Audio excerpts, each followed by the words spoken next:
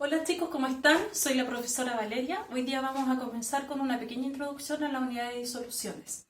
Para ver esta unidad de disoluciones, primero necesitamos recordar la estructura de la materia. Recuerden que la materia es todo lo que nos rodea, ¿ya? Dentro de la materia, es decir, todo lo que nos rodea, nosotros encontramos dos tipos de sustancias. Entonces tenemos que la materia está clasificada en dos tipos de sustancias. Unas son las sustancias puras y las otras son las mezclas. Las sustancias puras se clasifican en dos tipos.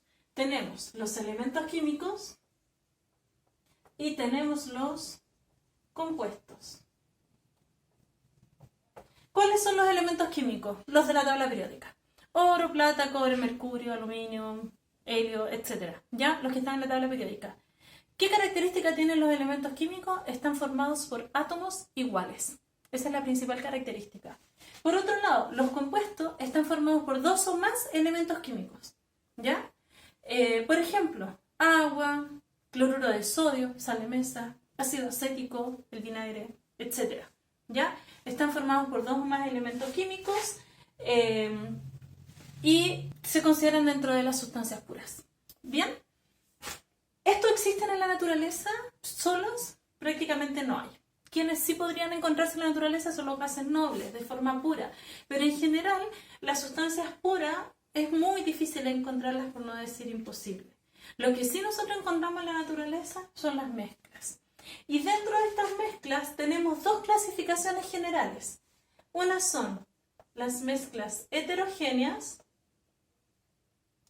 y la característica de las mezclas heterogéneas son aquellas mezclas donde yo puedo ver sus componentes a simple vista. Por ejemplo, agua, aceite. ¿Ya? Y por otro lado, tenemos las mezclas homogéneas.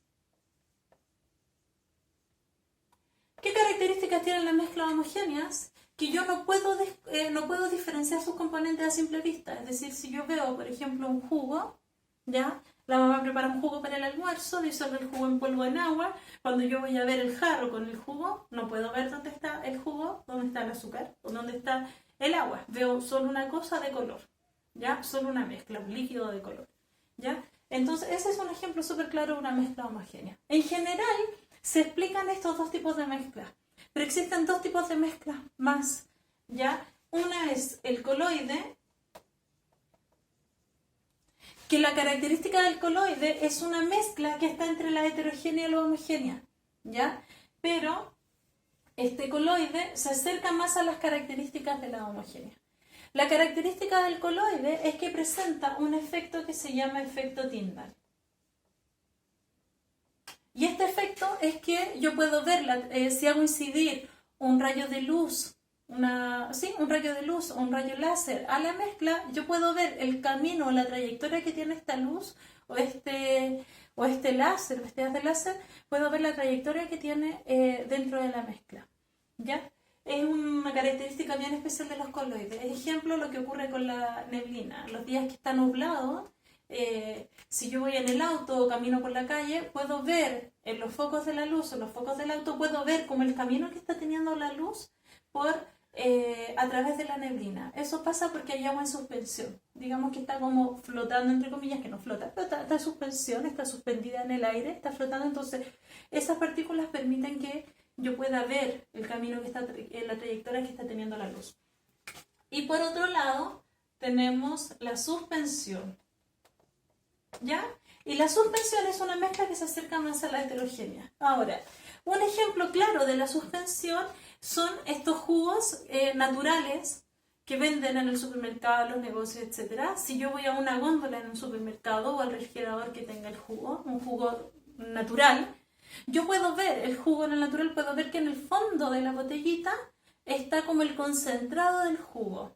¿Y qué dicen las recomendaciones? Que antes de tomar hay que agitar, es decir, hay que homogenizar. Cuando yo agito, homogenizo la mezcla, es decir, hago que se revuelva todo. Si yo tengo el jugo recién agitado y yo lo miro, yo voy a decir, esto es una mezcla homogénea. Pero si lo dejo un rato, El efecto de la gravedad va a hacer que precipite, así se llama el término, va a hacer que precipiten las partículas del jugo al fondo del recipiente y yo pueda verlos separados. Y ahí yo podría decir, estoy hablando de una mezcla heterogénea. Pero resulta que no es ni homogénea ni heterogénea, sino que simplemente es una suspensión. Ahora, ¿por qué estoy hablando de esto? Porque la unidad que nosotros vamos a trabajar es la unidad de disoluciones. Y en la unidad de disoluciones estamos hablando de las mezclas homogéneas. Es decir, las mezclas homogéneas también se les denomina o se les llama soluciones. Entonces, vamos a ver la unidad de soluciones o disoluciones. Las soluciones o disoluciones dijimos que son mezclas homogéneas. Estas mezclas homogéneas están formadas por dos fases, ¿ya? Esas dos fases son el soluto y el solvente. No puedo decir que sean dos componentes. En general dicen sí, una disolución está formada por dos componentes, soluto y solvente, pero en realidad son fases, ¿ya? Fase soluto, fase solvente. El soluto puede ser uno o más. El soluto es el componente o la fase que está en menor cantidad. El solvente, por lo tanto, va a ser el que está en mayor cantidad. Pensemos en el juguito que prepara la mamá para el almuerzo, ¿ya? Entonces, el jugo en polvo va a ser el soluto y el agua va a ser el solvente. El soluto se le conoce como fase dispersa. ¿Por qué? Porque es el que se disuelve. Y el solvente es la fase dispersante. Porque es quien dispersa al soluto, ¿ya? Entonces, tenemos soluto solvente, soluto menor cantidad, solvente mayor cantidad, soluto fase dispersa, solvente fase dispersante. El soluto va a determina color, olor, sabor e incluso la conductividad. Conductividad eléctrica de la solución.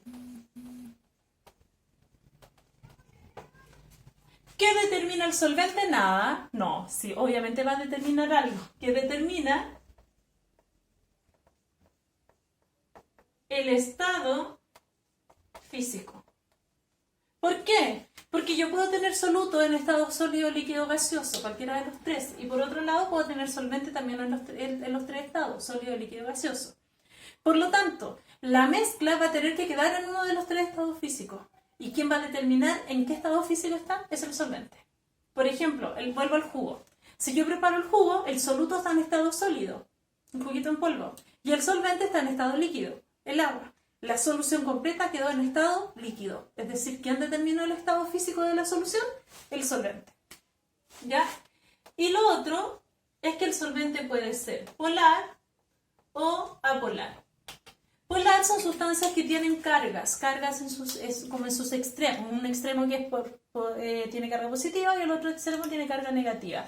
Y apolar, recuerden que el prefijo a es sin. Por lo tanto, apolar es sin polos, sin carga. ¿Ya? Un solvente que sea polar va a disolver solutos polares y un solvente que sea apolar va a disolver solutos apolares. Es decir, lo similar disuelve lo similar. ¿Ya? Peras con pera y manzanas con manzana. Esto es en definitiva más o menos una teoría, una pincelada más que rápida de cómo está formada una disolución. ¿Ya? Después en otros videos vamos a ir viendo especificaciones respecto a las soluciones en sí mismas. Por ejemplo, la solubilidad, ¿qué es la solubilidad? ¿Cómo la determino?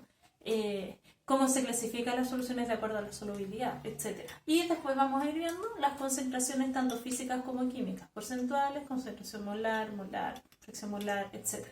Espero que esto les haya servido, les quede claro y más adelante vamos a ir viendo más videos. Que estén muy bien. Hasta luego.